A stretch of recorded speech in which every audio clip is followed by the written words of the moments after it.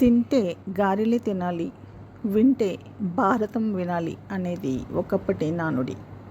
ఈ డిజిటల్ యుగంలో మనం దారి తప్పకుండా ఉండాలంటే కొన్ని మంచి మాటలు కూడా వినాలి.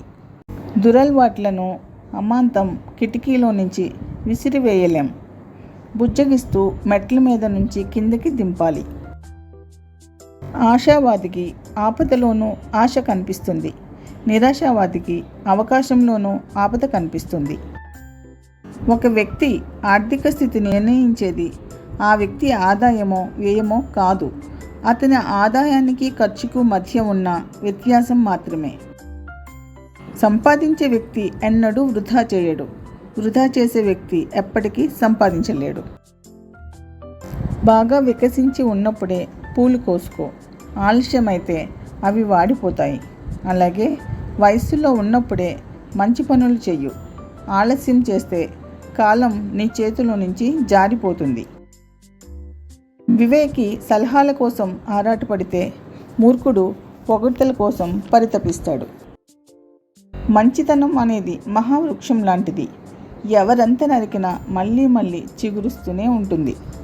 తన ధన నష్టాన్ని, తన మానసిక దురవస్థను, తన ఇంట్లోని కలహాలను, తనకు జరిగిన మోసాన్ని, తాను పొందిన అవమానాన్ని నలుగురికి తెలియనివ్వకపోవడం వివేకి లక్షణం.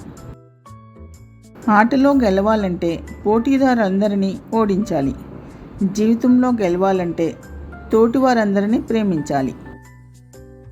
మన బాధ ఇతరులను నవ్వించినా పర్వాలేదు, కానీ మన నవ్వు ఇతరులను బాధించకూడదు. చుక్కాని తిప్పగలిగే సామర్థ్యం ఉన్నవారికి గాలి అనుకూలిస్తుంది, అలలు అనుకూలిస్తాయి. ఇతరుల దారిలో గాజు పెంకులు చల్లేవాడు చివరికి అవి గుచ్చుకునే మరణిస్తాడు.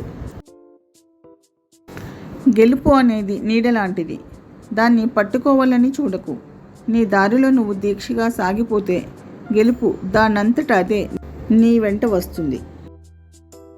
ఎదిగే వారికి నిరంతరం రగిలే గుణం, ఎదిగిన వారికి అనుక్షణం ఒదిగే గుణం ఎంతో అవసరం.